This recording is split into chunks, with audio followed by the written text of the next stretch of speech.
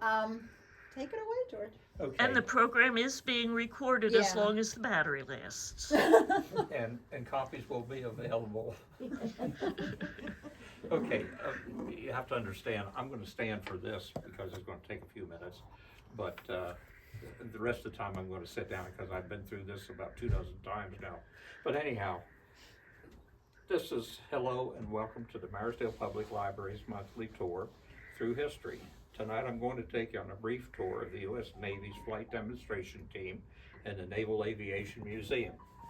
The U.S. Navy's Flight Demonstration Team, named the Blue Angels, are home based at Pensacola Naval Air Station, Pensacola, Florida. They return home a few times a year to practice the maneuvers for which they are famous. The Blues, as they are known in Pensy, began after World War II as a flight demonstration team to show the public capabilities of naval aviation and to boost morale within the Navy. Well, since then, the Blues have flown most current airplanes for that era used by the Navy. Propeller-driven airplanes made up the team until Korean War in the 1950s, when the jet age began with the introduction of the F-9F Panther. Upgrading as newer weapon systems evolved with the F-4 Phantom coming into use during the 1960s. Then, in the late 1980s, they began to fly the McDonnell Douglas Boeing F-18 Hornet. They currently use the Boeing F-18E Super Hornet, and since the program had begun, they have used 8 different species of planes, from props to jets. Most of the airplanes are worn to begin with and require a lot of maintenance. When they become so outdated you can't get parts, they are retired. Usually they've been converted from combat aircraft. These planes aren't specially built for the Blue Angels. The additions to the standard airframe are generally reversible. The Navy adds smoke generators, a control column back force spring, and remove any armaments. The gun bays on today's F-18s usually contain the smoke generators, and of course they repaint them in the Blue Angels livery, navy blue and gold. When I visit my son in Florida and his family in Pensacola each year, it happens to coincide when the Blues return to the air station for practice sessions. Of course, the air station is open because the U.S. Naval Aviation Museum is on base and is open year-round. The viewing area is located on the edge of the active taxiway behind the museum. Today you will need a real ID or a passport to gain entrance to the base. The Navy has been quite liberal in allowing spectators into the facility, and this is to the point of setting up bleacher seating for about 500 spectators, providing porta-johns and a coffee stand. They even accommodate photographers with a roped-off area for us picture takers. Earplugs and earmuffs are recommended as the noise is rather heavy. Now you must understand, the Angels practice sessions are just that, practice. An air show it's not. They run or fly through their routines whether there are spectators there or not, and sometimes repeat the same maneuvers if they stray away from their formations. So you may see the same formation twice, a minor benefit. They are refining the maneuvers that they perform during air shows around the United States and in foreign lands, or to work out new routines. The only thing missing is the pageantry of the ground operations, as the support crews are not located near the spectator area. Most sessions last around an hour. The Angels pilots periodically hold meet and greet autograph sessions after the show inside the museum's display area. Actual off-base formal air shows run about 25 minutes. In 2022, Jen was heard. In 2022, they add a woman pilot to the team. Women, though, have been on a support team since the late 1970s. All shows are videotaped, and the crews meet after the events and are debriefed as to both good and bad performances. Pensacola has fully embraced the Blue Angels. Roads are named after them. Even overpasses are marked with airplane formations. When the Blues return, it is common for them to fly in formation over Pensy, trailing smoke, so they are always letting the public know that they're back. The museum, whether you like airplanes or not, is a wonder. When I was a child, I was never much of a fan of Navy airplanes because I was more interested in the U.S. Air Force types. I gained appreciation later in life of Navy airplanes after a couple of trips to Pensacola Air Museum. I wanted to say it the way it's spelled, USAF, United States Air Force retired, and the Navy types tend to hang out around water. But airplanes are still airplanes regardless of who flies them. I still believe that airplanes are held in the air by wishes, magic, and wires. Pilots are only there to point them and then to hold on tight. The museum is a modern structure, and recent additions have expanded the venue. Static displays of historic naval airplanes are housed in these buildings. There is also an in-house restoration section rebuilding historical airplanes. As Navy airplanes tend to be used around saltwater, and saltwater is very corrosive to the metals used to build airplanes. All display aircraft have been basically stabilized to prevent further deterioration.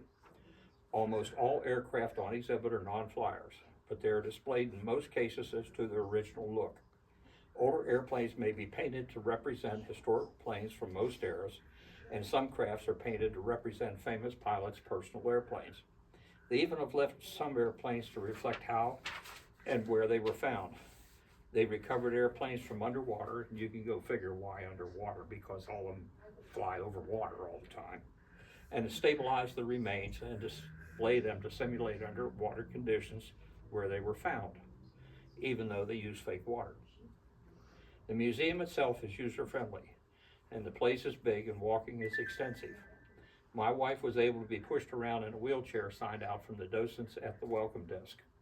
Display areas are generally chronological order. Signage explains the history of most airplanes. Now, if you look up, everybody's supposed to look up at this point. It says it right here. Because a lot of them are hung in flying attitudes. An IMAX theater holds many daily showings of the Angels in flights, but tickets are required, so there's a cost there. There are many interactive displays and a restaurant having a limited menu. The museum store has many items related to naval aviation for all ages, and they will ship purchases. Needless to say, there is an extensive art gallery with more than one famous aviation artist work on display in the permanent collection. Plan to spend a day at the air show and in the Navy's museum. It's all free. Food and shows require tickets. And no, I was not paid to write this introduction. If you want, you can also visit the National Museum of the U.S. Air Force at Wright-Patterson Air Force Base in Dayton, Ohio, and the Air and Space Museum of Washington, D.C. They all update their displays regularly. None of these museums rely on the government for funding. Don't hesitate to ask questions during the show. I'm trying to keep technical information light.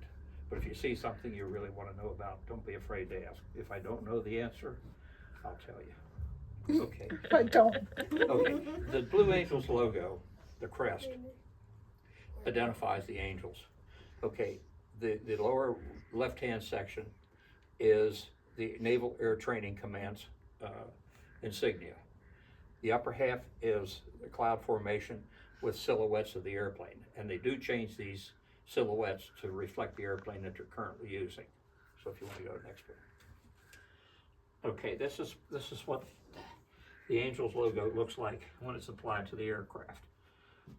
And of course, this is, I wish it's magic and wires. If you happen to be on a commercial airplane sometime and you look out the window, you might even see the wire hanging down, catching glints of sunlight. And if you've heard it before, you'll hear it again. But anyway, that's the title that I come up with. This is the nose landing gear of an F-18. This extension rod out there is what is pushed down and hooked into the catapult system on the carrier deck. And it's kicked off the airplane, it's kicked off the deck at about 160 miles an hour. And it does it all within about 2 to 3 seconds. Go ahead. And I said that the Angels, when they return, we happen to be out on the water this day, and when the Angels return, they generally put on a show that says, hey, we're back. This is out over Pensacola Bay. So they do this to let everybody know that they're back. And they usually come back about twice a month because everybody's out. Everybody that's on the support teams and everything. Go ahead. Okay, in front of the museum, and I'm hoping we don't have that screwed up in order. But anyhow, this is an F-14 Tomcat. it's the kind that Tom Cruise used in Top Gun. And as you can see, it's a very large airplane. The image of the sailor that's standing on the right side of the thing gives you an idea how big this airplane really is. And it's a swing wing. In other words, the wings can swing back for high-speed flight, and they come back to regular side for landing on a carrier. And almost all naval airplanes have tail hooks. Okay, and this is the front of the National Museum of Naval Aviation. Okay, go ahead. Now, that's an F9F, I think it's a -6 Cougar. This is used during Korea, and I call it an airplane on a stick, as was the F-14 in the previous picture. This is on the Alabama-Florida state line on I-10, so they ensure that everybody knows that you're in the right area. Okay, go ahead, Jen. Is that a full size? Huh? Was that a full size? That's full size. That's a real airplane. Oh, okay. They just poke that stick up their butts and hang it there. Okay. I'll come in on this later on too. Okay, this is a view inside the museum. They have the airplanes flying in a flying attitude, and they're hung from the ceiling. And as you can see, they're fairly close together. Now, on the ceiling of the museum, they're even closer than this in flight. So anyhow, and these are F4, I think F4Fs. They call them the scooters. The little protrusion on the nose here is the air refueling probe. So there's 4 of them hanging there. Okay, next. As you can see, they're really close together. And this is a view from down. So you can see they're fairly large airplanes. But these are tiny little airplanes compared to the F-14. Okay. Go ahead. Now, this is my granddaughter. They were at an air show a couple back in February, I think. But anyhow, this gives you a rough idea of the area that the exhibit's hanging in.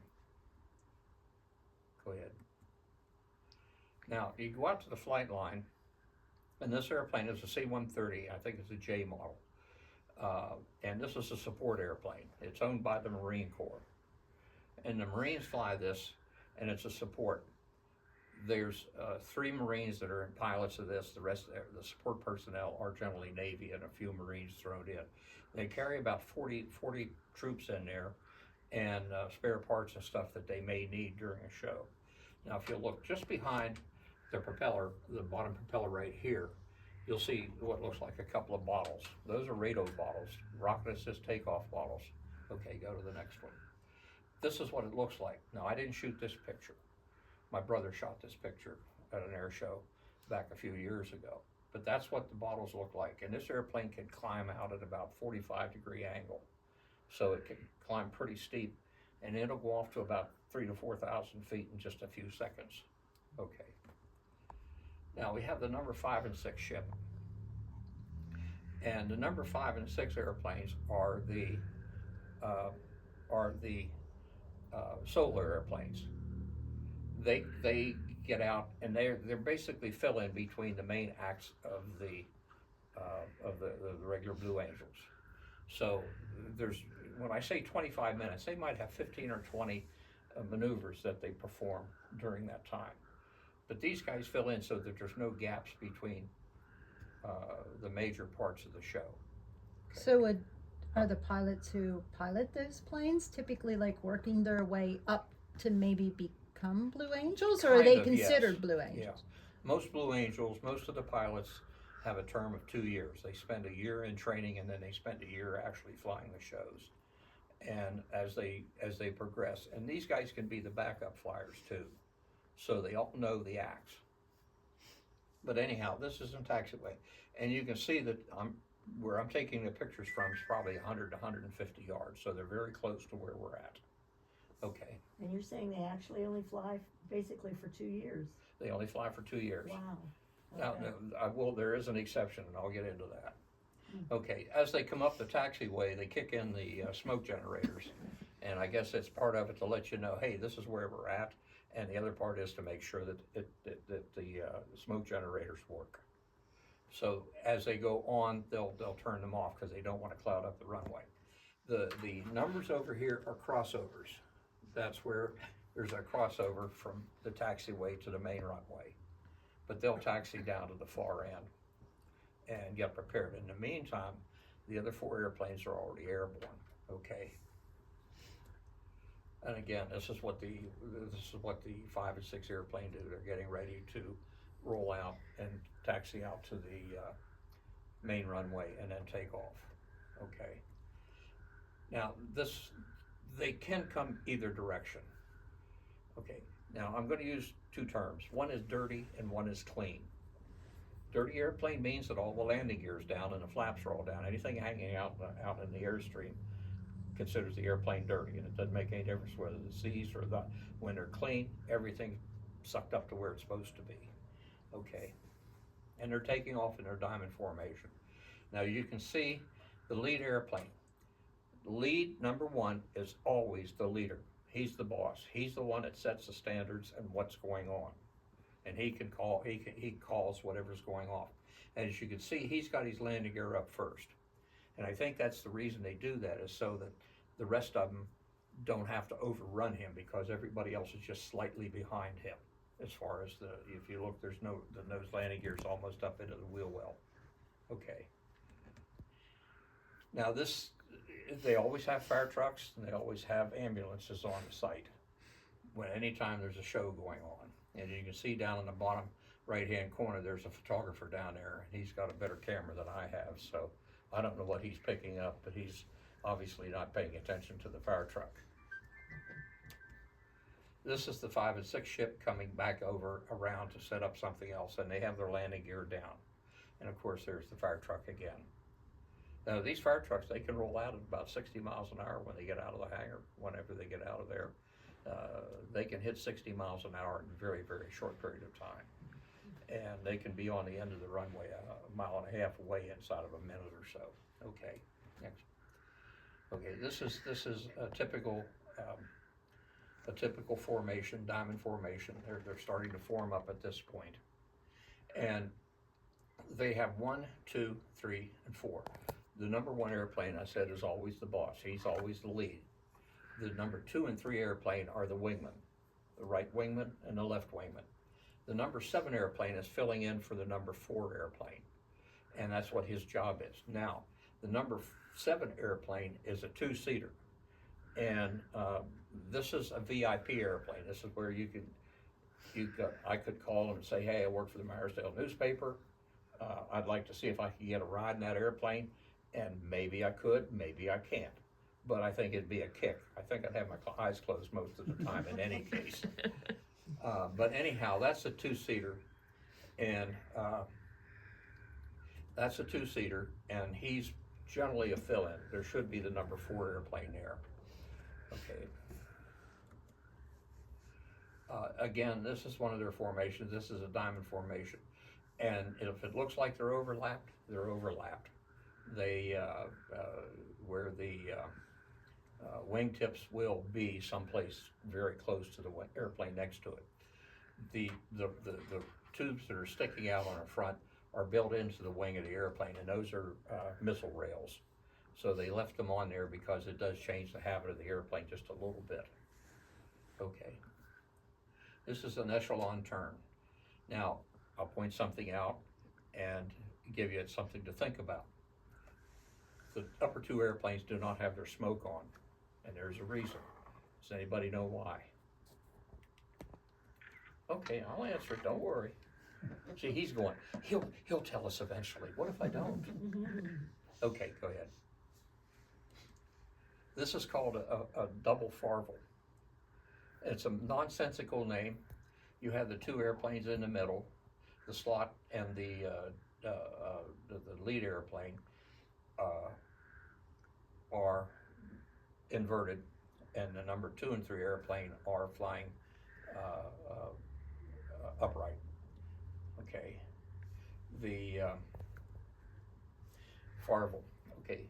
I don't think there's anybody here this old. But back in the 1950s, I think it was Ovaltine, Nestle, had a chocolate mixture. And there was a dog that was their mascot, and his name was Farvel. It's a nonsensical name, and somebody on the team says, hey, we need a name for this maneuver, so they named it Farvel. And that's all it is. It's nothing special. Okay. Now, this shot is one that I anticipated these things, because I love this where there's condensation coming off the wings. But if you look very closely at this right here, there's a little fence right there. Now, it's directing the airflow around the tail. They had a problem with the original airplanes. They had a problem with the airplanes whenever they were flying in close formation. The airstream coming off the back of the lead airplane was buffeting the tail section, and that's a very, very nasty little thing to happen to airplanes. It can break the tail off at some point in time. But anyhow, as you can see, the airflow is being directed around the tail of that aircraft. Go ahead. This is the top of a loop. Okay, now again, we don't have smoke coming out of that number 4 airplane or number 5 airplane. Has anybody figured that out? Okay, what happens is when one of the pilots lose where he's supposed to be, he turns off his smoke so the ground people will know that he knows that he's got a problem. So he'll and as he comes back in to where his wingtips are supposed to be, he'll turn his smoke back on. And this also cues the people on the ground with their video equipment, because they videotape all these shows. So in other words, if they're practicing and one guy's always got the smoke turned off, he's gonna get a talking to when well, nobody really gets in trouble. I mean, if it happens too much, they would probably not be a Blue Angel very much longer. But they do, when they do their debriefing, they'll have a video of this, the whole show, and they'll go through it piece by piece and say, hey Joe, you were the number 5 airplane. How come you turned your smoke off? Do you understand why you did that? And then be able to correct it the next time around. And in this maneuver, they might even do it twice to make sure that everybody comes back into formation the second time around. That's like I said earlier, the air show, the normal air show, if you went to Ligonier or Latrobe or whatever, would last about 20 to 25 minutes. These last about an hour, because sometimes they go through the same routine twice. Okay, they're coming out. Now 3 of these guys have shut their smoke off, so somebody got out of position. And you could see that on the previous shot, where there was people starting to spread out. So on the way down, they'll all be adjusting, but the guy in the center, the number 1 man, the lead, he's going to be setting the standard. So nobody is going to try to go past him. The one on the outer end is going past. So he'll slow down and slightly, and they'll start tightening up their formation to come out at the bottom of the loop. And they generally come out at the bottom of the loop at about 200 feet off the deck. And they'll be moving at around 300 to 400 knots. Okay, this one is to show the power of an F-18. They're coming in just above stall speed. Now, stall speed on an 18 is about 85 miles an hour, 85 knots. So it'd be about 90 miles an hour. And if somebody pulled back their throttle at this point, the airplane would slosh into the ground. That's how close. Okay, next shot. Okay, this is in real time, and they're still only about 200 feet off the ground. So very little recovery time if something happens. Okay, next shot. Now, the inboard airplane, the airplane closest to it, he's starting to pull up. And this will tell you the true power of an F-18. He goes into full afterburner. The aircraft on the outside is leveling out, and he'll go to afterburner. And okay, next shot. And the inside airplane will be going straight up, and he'll top out at 6,000 to 7,000 feet above the ground, while the bottom airplane is flying straight and level. And they'll eventually wind up coming back around and form up at the far end of the runway. This is going west at Pensacola. Okay, next one. Okay, this is the scary one, and I had to set this up a couple of times because I knew when they were going to do it. But anyhow, this is called a knife edge pass. They come in at the end of the runway, both airplanes turn 90 degrees, canopy to canopy, and then pass each other at about 400 knots apiece. So there's a closing speed of about 800 knots. And they're generally between 15 and 20 feet apart when they do go past each other, about as wide as this room is right here. Okay, next one over. Now, my daughter-in-law took this one. I just liked it because it was kind of artistic. Usually you don't see too many clouds in the sky for these things. So, but this one worked out really well. And that is, my camera is a good SLR, okay, 35 millimeter. Her camera is one of those Tinker Toy cameras that they use. Okay, next one. Okay, as they come out of the bottom of the loop, you can see that they're, I think all 5 airplanes have their smoke trails on. But one looks like he's a little bit low, but we'll give him that. And they'll go to the far end of the runway, the west side of the runway, and they'll start to come back around and come back in on the east side of the runway. Okay, next one. This is a diamond formation again, and all aircraft are where they're supposed to be. You can see that they're very close vertically and horizontally. Go ahead. Okay, 5 and 6 airplanes have come down and they're ready to take off again and do what their part of the routine is. And like I said, these guys are fillers. They just fill in the slots between the main acts. If you want to go to the next one. Okay, this is a single farble, and it's called a mirror pass. But anyhow, both airplanes, one has the landing gear up and the other has the landing gear down. And of course you can see the tail hooks on these because almost all Navy combat airplanes have tail hooks. So you can see as they go past the crowd, one's flying upside down and one's flying right side up. Okay, go ahead. And as they go past, now I had another shot that it just looked like one airplane with 3 numbers on them. Okay, and the airplane is flying dirty. Now, I didn't see this whenever I was taking the pictures, but after I start going through my shots and everything, I saw this B-1RD up there, right here, as you can see. And I'm sure it scared the heck out of him. Does anybody know what a B-1RD is? A bird. I was looking at him because that wasn't expected. Did you know what it was? B-1RD? Okay. But anyway, if that bird would have hit one of those airplanes, it conceivably could have brought the thing down. Birds will punch holes in airplanes, and sometimes rather nasty. But anyhow, I'm sure that bird, he got out of the area in a big hurry. Okay. This diamond formation, again. Okay. This is on the back side of a loop, and as you can see, they're very, very close to each other. One of the docents said that when he worked with the Angels, they would come back with yellow paint on their canopies because the wingtips would touch the canopy. That's how close they would get at times. Okay. Now this is the airplanes coming out of the bottom of the loop, and of course they're dirty. So again, this tells you the power of these aircraft with full afterburner. They're running around 30 to 40,000 horsepower. Okay. And that's whenever they come over as a pass. I've never seen these pictures this big. Okay, and as they come back around for another maneuver, you can see they're coming over. There's a big display area that goes up here to the right, and they're coming over that. And I just like that shot because the sun was catching it in the right direction. Okay, and this is when they're coming over, and you can see the distance between the wingtips to the other aircraft. And this is where the real precision of these pilots come in. Okay. Now there's 6 of the airplanes there, and of course the number 7, he's flying solo. So number 5 airplane and 6 airplane are not in that group.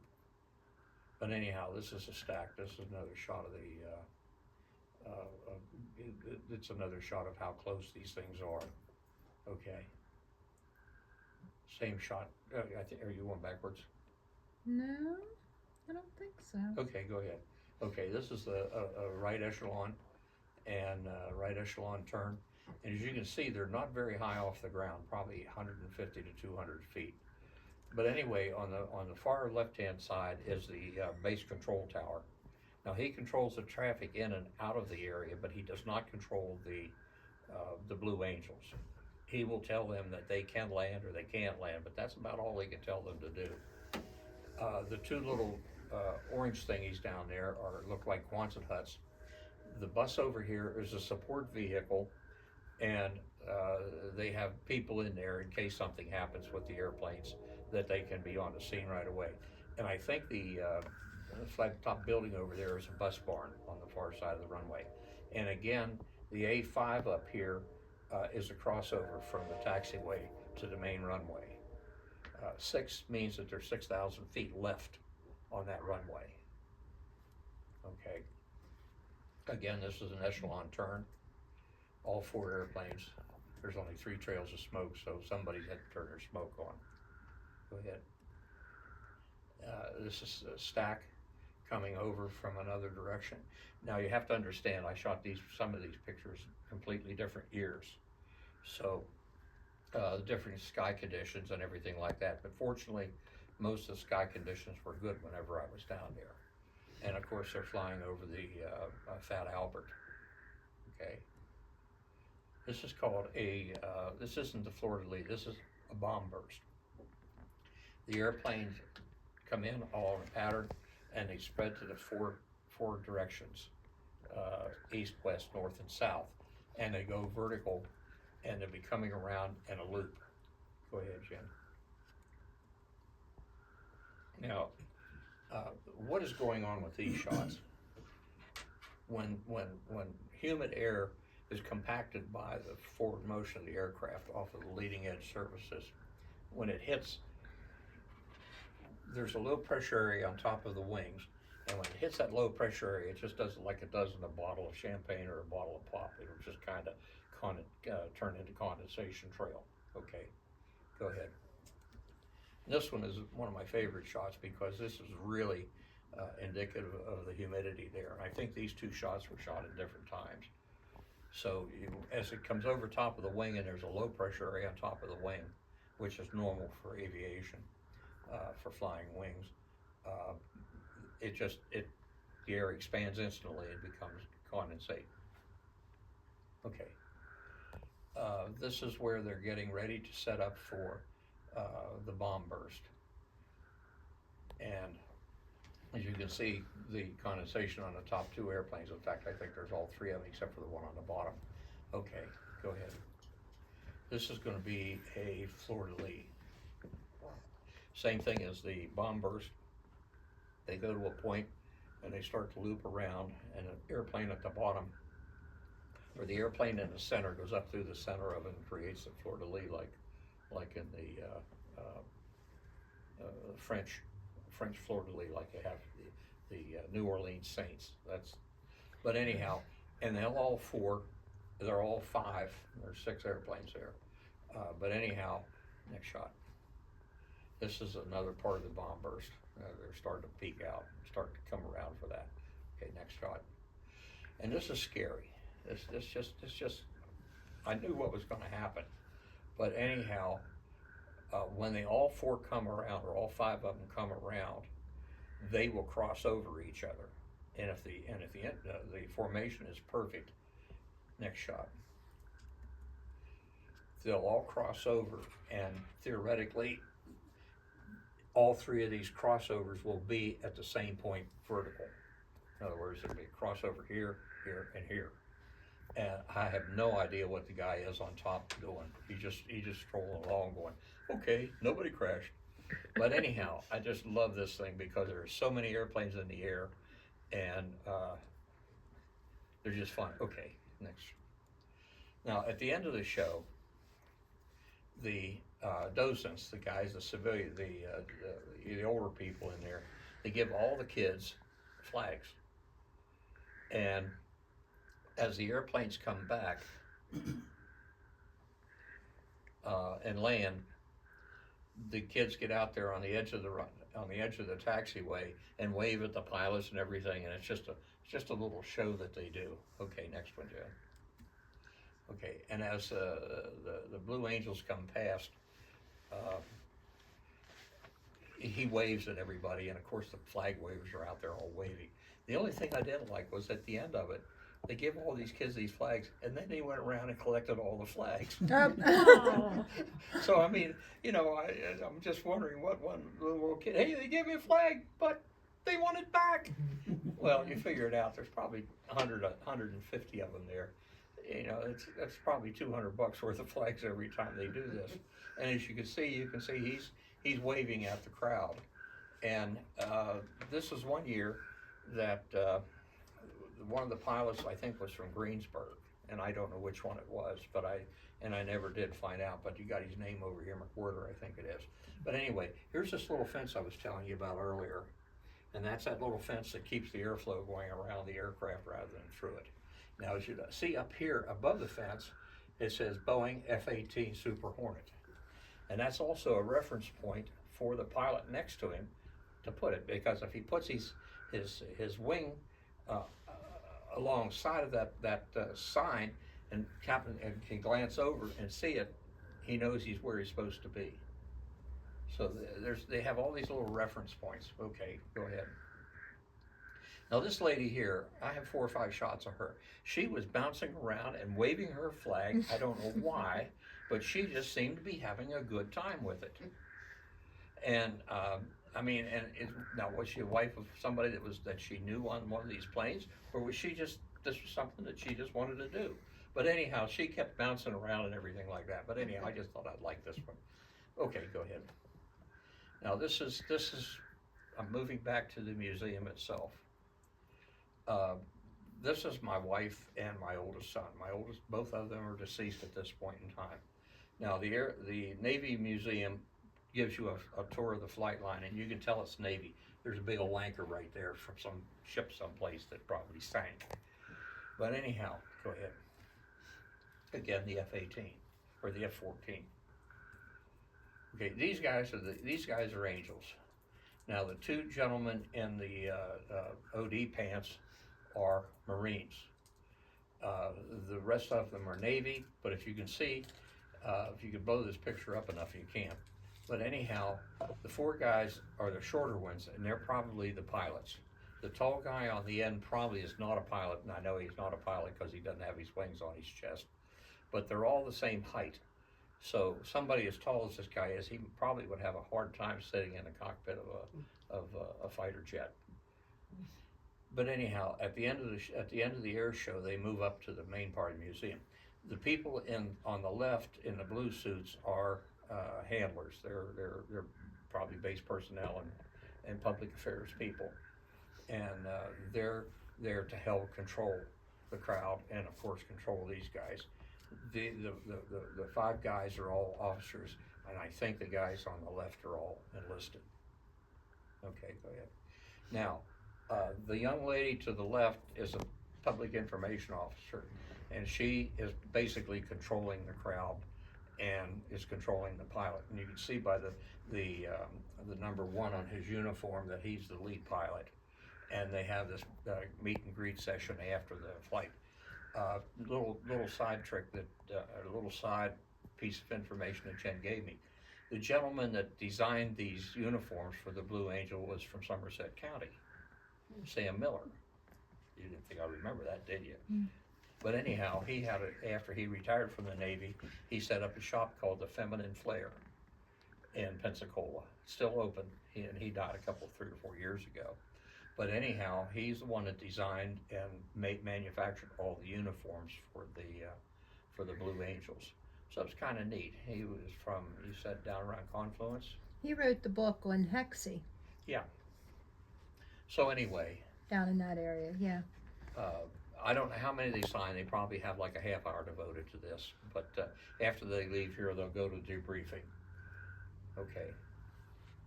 Now this is an overall view of the interior of the museum. And as you can see, they have quite a conglomeration of airplanes from various areas. There's an F4, an F4U Corsair.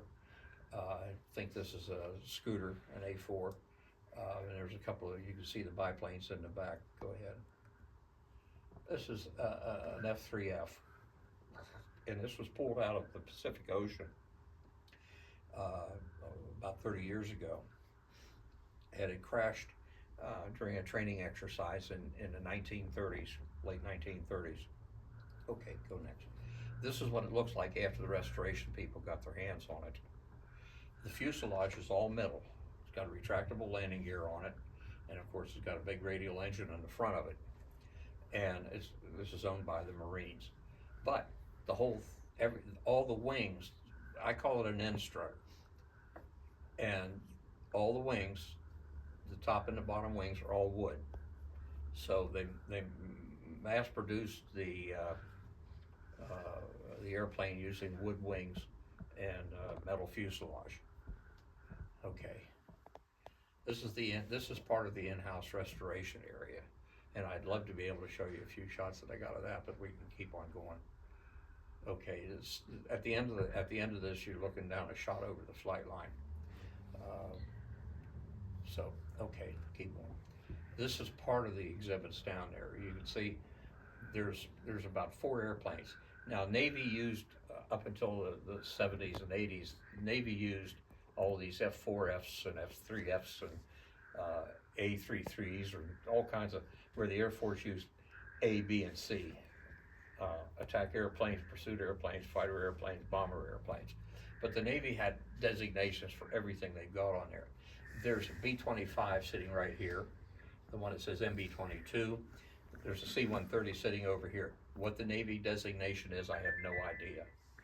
The one with the star and bars on the nose is a amphibian, probably a Dumbo, and a couple other ones I don't recognize. The big long one is a Constellation, and we called it, excuse my language, a triple nipple. It was, never mind. But anyhow, we won't go beyond that. Just forget that part. Okay, go ahead.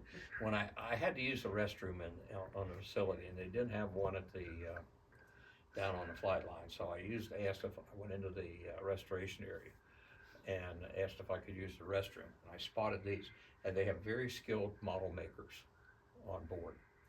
So these are part of some of the airplanes. They had a whole strip of them over here. Okay, next one. Now keep in mind on this one is the shape of a hangar. And they cut these cardboard cutouts, or these plywood cutouts, to scale. And they moved them around inside of this space to see where the airplanes would fit whenever they put them on display. So they hung them from the ceiling, and you can see and there's a little Kingfisher down here. There's a few other airplanes that I don't recognize, but if you look and see that little one with a bulbous nose on it that's sitting way in the back, keep that in mind. Okay, go ahead. This is an F4 Phantom. I think it's probably a B model. It was on board the USS Coral Sea, which is a carrier. The Air Force called them we called them F4Cs and F4Ds. Okay, and it's a fighter. Okay, I like this. I took this picture simply because we have a John Deere. You know, what else? I mean, if it'd been Case, I'd have probably never put it in there. But anyhow, that's the reason I took that shot, is because I thought that was kind of cool that they used John Deere Gator to haul parts and stuff around. Okay, go ahead. Now, I had to do the Air Force. This is a T-34, a modern version. It's a turboprop. Pensacola is an active Air Force base, or active Navy base. So the T-34 is an Air Force trainer. It's a turboprop. It means it has a jet engine running the propeller. And he taxied up just as nice as you please. And the reason they do that is so that these training pilots all get the experience of going in and out of different airports or Air Force bases or naval stations and things like that. And he's going to the far end of the runway, to the east side of the runway. And the windsock up here says that he's going to be taking off in that direction. Okay, next. Again, my family. This is my oldest son and my youngest son. My oldest boy, Keith and Kevin. Okay, this was Keith's favorite airplane, was a P-40 Warhawk, and this was from the Chenault and the Flying Tigers. Okay, and did anybody remember Bob Maughan, the photographer in Marisdale? Well, anyhow, Bob Maughan, believe it or not, was a member of Chenault's Flying Tigers at one point in time. Okay, then they became the AVG group, and whenever the World War II started, they didn't disband, but they became part of the Allies. But anyhow, you can see this symbol here, the insignia on the wing is the Chinese round jewel. Okay, go ahead. And of course, it's Flying Tigers and the 1st Pursuit Squadron. This is a decal. This isn't painted on the airplane. Okay, next picture. This is an F4U Corsair in a dive and flight. They call this the Bent Wing Wonder. There's a reason for the bent wing. Okay, go next. Now this airplane is an SBD, and they call it slow but deadly. A Grumman airplane. But anyhow, it's a 2-seater. There's a machine gun in the back of it, 50 caliber. Okay, and of course the pilot. This was a dive bomber, and they were very accurate. This was before they had any kind of radar or anything like that. And I don't know whether this guy was a cadet, but he just didn't want to move. I wanted to get a picture of him without wanted to get a picture of the airplane without him in it. And he just stood there, probably chatting with his girlfriend or whatever the case might be. And but I realized after I found this picture like this that he sets a scale on the aircraft to show you how big the airplane is. Now on either side of the wing, in front of him, is a 250 pounder. There's 2 there, and then behind him there's a 500 pounder, and it sits on a little trapeze device that comes down so that the bomb will clear the propeller, and because they're diving almost at a 90-degree angle. Now the flaps are dive flaps, and they are holed so that the air will go through them, and it'll keep the airplane from overspeeding, and without tearing the flaps off. If they were solid flaps, he would lose these flaps at some point in flight. And they were very, very active, but a lot of them got shot down. During the Battle of Midway, almost everything that they sent out over the Japs were shot down at one point in time. Okay. Again, this is an F4U Corsair. Very, very practical aircraft. The reason it's bent is because it had such a big propeller on it that they had to get the landing gear down far enough so that whenever the airplane was taking off, that the propeller wouldn't contact the deck. So they swooped the wing down and put the landing gear and made the landing gear pretty short. Okay, next one, and then a folding wing. Okay, now I said earlier that there were personal airplanes that were repainted to suit somebody that was famous. Well, this one was. Does anybody remember Bob Black Sheep? Okay, Gregory Boyington was the pilot that they were kind of representing on that, and that was a fictional TV show. The only problem was that Boyington was a true ace. He had shot down 28 Japanese airplanes. And so they built, they painted this aircraft to represent his airplane. And he got shot down himself close to the end of the war and spent, I think, about a year in a Japanese prison camp in near Tokyo. And when he got out, whenever the war ended and he got out, Truman gave him he was awarded the Medal of Honor.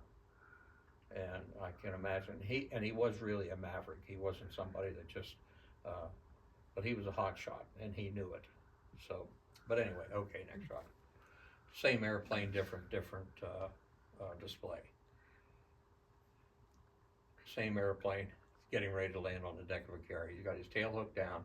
He's lining up on the back side of it, and there'll be an LSO, a landing ship officer, at some point in time, giving him, at that time they used flags, and giving him a signal to land or not. If he felt like if the LSO felt he was too low, he would tell him to bring it up. If he was too high, tell him to bring it down. I'm sure they had wing low, wing high, whatever the case might be. But anyhow, this was a typical, this could have been during the Korean War too, because the Corsair was used heavily during the early parts of the Korean War. Okay. Now it's T-34. Now when I was taking my flying lessons, my Aero Club did get a T-34 from the Navy. And it's a fun airplane to fly. I have an hour in it. And a long story, someday I'll tell everybody the story. But anyhow, no, I didn't crash it. But anyhow, the one thing I do remember, the instructor pilot sat in back, I sat up front, and the one thing I do remember was I had to do a GUMP check, G-U-M-P. Stood for, you had to turn your gas valve to the right place, undercarriage down, mixture, full rich, and propeller setting on landing pitch, which the propeller blades move like this to give you a better bite in the air. Okay, and I was behind the airplane most of the time. But anyhow, I did get back, but I never got solo because I didn't have enough time in it. Okay, next shot. This is Jap George. The Americans named most of the Japanese airplanes, gave them code names. It's probably a Mitsubishi. So just today people are driving around in Mitsubishis. Okay, next shot. This is called a scooter. It's a little A4. There's a small airplane. The Angels used them for a while too, but you can see why they named it scooter. Okay, painting. Another F4. This is a Phantom, in the Air Force's version of it. And Who did the painting? Huh? Who did the painting? I have no idea. Oh, okay. I wasn't in the point of taking the names. Okay. And I think it was probably a contest or something. Mark Stewart, it might be right there. Mark Stewart, but I don't know whether that's It is. him or whether Unless this was over here. it's, Unless I that's might your be able to, floor. hold on. T.J. Crosby. What, now, Okay. see, now Yep. It's a- Oh, now I got No, way. oh, look Okay, over that's, but anyhow, apparently that was a contest that the museum was having at a point in time about paintings. Okay, this is an F-4 Phantom, and it's an Air Force airplane. This is at the USS Alabama over at Mobile, Alabama, and it's a Phantom on a stick. And the landing attitude, and I think they took the pilots out of there, but I'm not sure. There's few pilots, as far as I was concerned, that stayed with the airplane when they put it up there. Sprayed the inside of the cockpit to keep it from smelling too bad. Okay, this is just a random shot. This is a little amphibian airplane. It was used in the Navy training purposes in the 1920s, late 1920s. It's completely made of wood, covered with canvas and then painted. And the only metal in the airplane would be the engine and the propellers and stuff. But it's all wood. Everything you see up there is wood. It's covered with canvas. Okay, next shot. Now this is one airplane that it took me a while to find out. This is an F-1F1, built by Boeing in the 1930s. And there's a reason why I'm standing there looking really important. But anyhow, go to the next shot. This is a painting I did of my father. My father, believe it or not, the Navy was trying to recruit people from the area, and the Navy brought an F-1F1 into the Somerset County Airport in the late 1930s and was giving people that they thought might be interested in becoming naval aviators a free ride. Well, he's holding his paperwork that said, hey, I got a free ride by the Navy. I might want to join the Navy and become one of them pilots. Well, anyhow, that was, and they took a picture of him, and I used that picture as a basis for a painting. So anyhow, that's the reason why the previous picture is what it is. Okay, next shot. Jet engine. They're simple. This is, I think, a J47, one of the very early jet engines. Okay, the black area in the front is a starter generator module. You would be able to start the engine with it, and after it hit a certain RPM, the starter would drop out, and it would become a generator. The blue section is the compressor section. There's like 32 stages of compression there. Each of those little things that you see sticking out like that, they just compress the air going into it just one step further. And it's called a spool. It's an N1 spool. The red items are combustion chambers. They pump the pressurized air into the combustion chamber, inject fuel into it, and then the little black object in front of it is an igniter, fires the engine, and as it heats up, the orange section of the turbine in the back, it blows into that turbine and turns the turbine, and which in turn turns the compressor, and the black item is the drive shaft that runs the two together. The thrust is generated through the entire engine, and then of course you have a bit coming out the back. Go ahead. This airplane is called a Sparrowhawk. It's a little tiny airplane, and the Navy was using dirigibles in the 1920s and the 1930s, and this was, as you can see, it says on the side of it, Macon. I think most of the Navy airships were destroyed either by weather or just incompetence. But anyhow, I know there was 3 of them that were destroyed at some point in time. The Shenandoah was done in West Virginia, and it had flown over Stoystown. But anyhow, these little airplanes were held inside the dirigible. There's hangar space in there, believe it or not, for 5 of them. And I just thought it was the neatest little airplane. The pilot would crawl into it in flight, and then it would be dropped out of the dirigible, and he would go do his reconnaissance, because they didn't dare take these things over enemy territory. And then he would fly over, do his reconnaissance, come back, and there's a trapeze item up here that hooks on. He's pulled up into the dirigible, the pilot gets out, does his report, and the airplane stowed. When the Macon crashed, there were 4 of them on board, and that's where they got this one. Okay, MiG-15, and this was a captured airplane during the Korean War, and supposedly flown by the North Koreans, but I think since then they've proven that a lot of the Soviet pilots did their training in these things and actually fought over Korea with it. Okay, the F-86, I think was called an SNJ by the Navy, and that was the enemy of the MiG. So that's the reason why these 2 airplanes are, and this was one of the first really practical jet fighters during that era in the 1950s. Okay, that's an atomic bomb.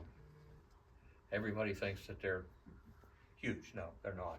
But I didn't take that picture because of the atomic bomb. In the background there is JLG. Does anybody know what JLG is?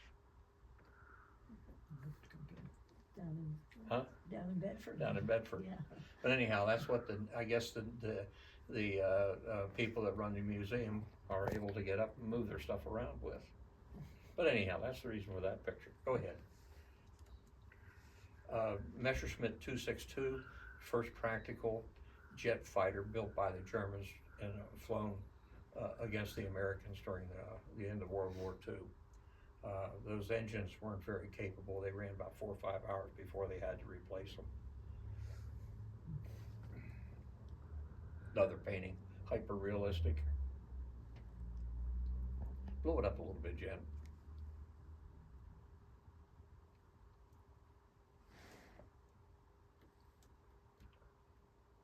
I don't know, I just like this one. He's smiling. Okay, go to the next one. Okay, Keith and Kevin again, a different time. This is a simulator. You get into it, you get strapped in, and then it flies you through a whole series of flight attitudes. The hand grips on either side there are just basically to hang on.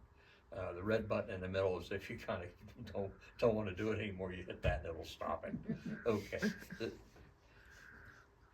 This is another grandson. What the heck? It's my show. Okay. Go ahead back. Okay. This is an ejection seat. And I kept yelling. We strapped him in more or less. And he just was having a blast. And I said, okay, pull the handle. Pull the handle. And on this airplane, on that seat there, he would pull that yellow stripe thing up there. And it would pull a cover down across your face. And of course, blast you out of the airplane. This thing was rocket driven. So it would blow you a couple 100 feet up into the air. And it would literally, if you were upside down, it would blow it and then take you up and then eject. This was a 0-0 launch. Meant that 0 speed, 0 airspeed, 0 altitude. It's supposed to get you out of the airplane safely, okay? When I was over in Okinawa, there was an F-4 pilot, a Navy F-4 pilot was landing. He lost his landing, he lost his hydraulics, and of course he had his hook down, and at the end of the runway on Kadena, they had a resting gear, and he forgot about that. Well, when he saw the end of the runway coming up, he punched out. So there, the airplane hooked onto the resting gear and stopped, sitting there running, and the pilot's coming down on his parachute.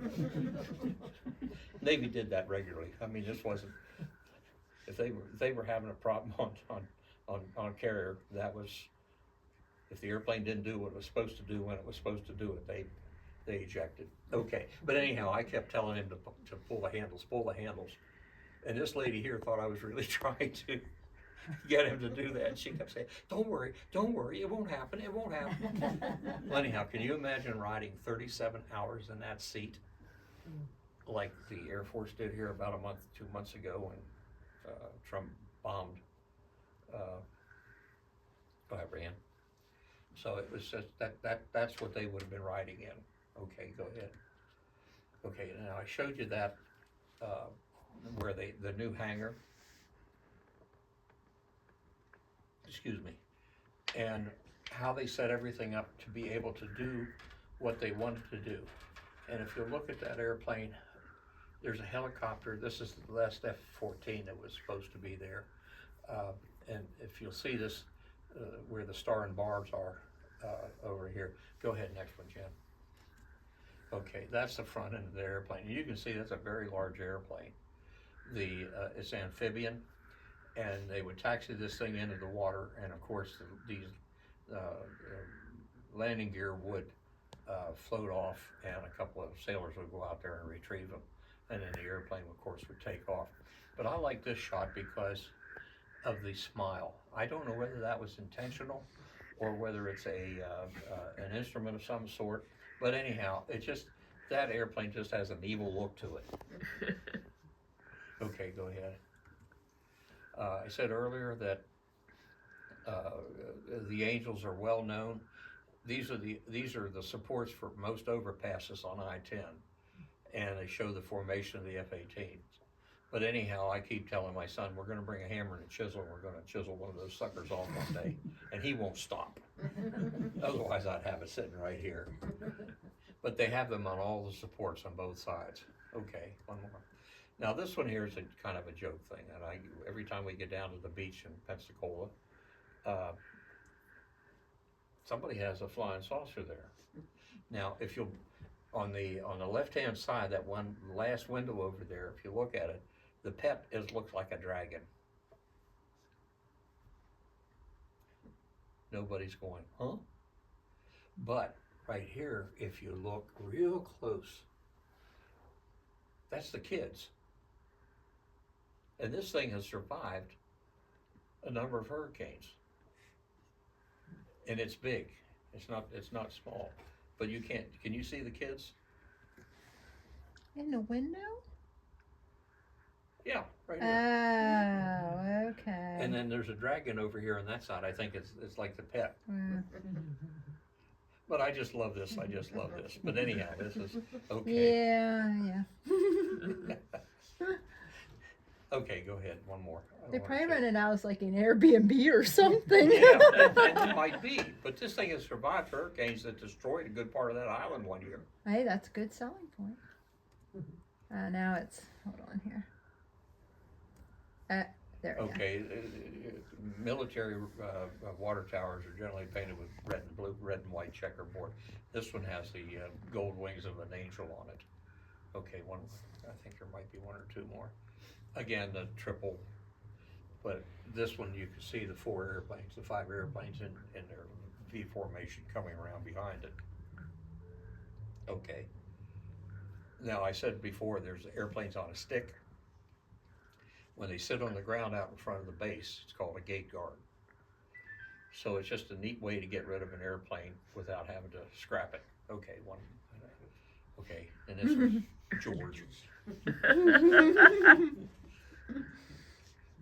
Keep one more, one or two more. Okay, thank you for attending this trip with the Blue Angels. This is a B-52 front main landing gear. I changed a lot of those tires over the years. Go ahead. Again, another shot of the Angel. This is on display inside the museum. It's about 15 feet long and it's a scale model of one of the carriers. Okay, and that one just wound up there. Okay. So did that one. Yeah. I think that's about it. Have there been accidents with the Blue Angels? I mean, Over the years, it's been about 15 or 16 That angels. many? That many, but it's been since 1945. seems like a lot to me, though. I mean, Well, it happens. You can't fly that close. You can't fly that close together and expect something not to happen. Just you know, that fence that I was showing where the air is moved around, that could cause, if you have turbulence coming off of one of the airplanes that shouldn't be where it's supposed to be, they could bang. And you've been in an airplane, if you've ever flown anything with an airplane, you know that it bounces up and down. Well, that close together, if something's going to be, if the air is coming across, the turbulence is coming across the airplane slightly different on this airplane than it is on this one, it's quite conceivable. But as far as I know, they haven't had an accident probably for about 10 years, maybe 15. But they regularly, there's been people killed with them. have most of the accidents been during their training sessions, do you know? Both training sessions. And yeah. shows? I remember one with the Thunderbirds back about 30 years ago where they were doing a loop and they all four flew into the ground because the lead pilot, his elevator control does the up and down of the aircraft, and an elevator piece broke or came loose, and he wasn't able to pull the airplane out, and all four of them went into the dirt at the same time. So it happens, yeah. But with the ejection seat that they have today, if they're not injured before they get out, they stand a very good chance of surviving. Any other questions? I'm full of it, so. On those wood planes, do they just paint the wood? Do Huh? they put what do they put over the wood? Just paint or? There's linen. And that's on the actual plane Yes, is linen. they use linen or muslin, and then it's doped. And when they have the wing, when I worked on airplanes, I was trained in the dope and fabric shop, and they have a form that somebody would sew like a sock, and to fit the standard that they needed to, like if it was an aileron, there was a form for that, and they would slide that sock over top of it, and then stitch the whole thing together on the ribs, and then dope it. The dope would pull it tight, and basically waterproof it. But that's basically what all they were. And when they build the ribs and everything for the wing, you would be surprised how light they are.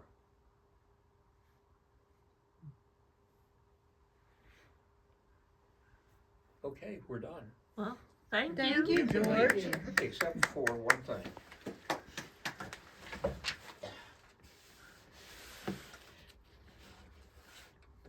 In my infinite wisdom with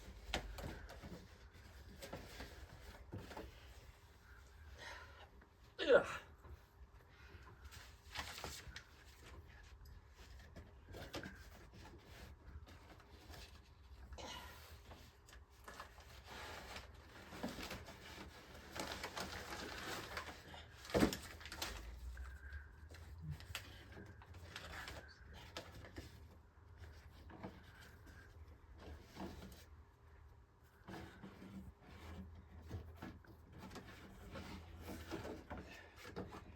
It's good to have friends in high places. But anyhow, I called down to the museum and talked to the event coordinator down there, and managed to snag these. And she was very helpful. My daughter-in-law went down and picked up all this paraphernalia and then mailed it to me. So one for Jan. Okay. Oh, well, thank you. And thank you. Thank you. Should I give one to you and him too? Just one. Just give him, Okay. we have no wall space. Huh? Well, it's artwork. We have no walls. There's two there. Yeah. Okay, yes. Thank you.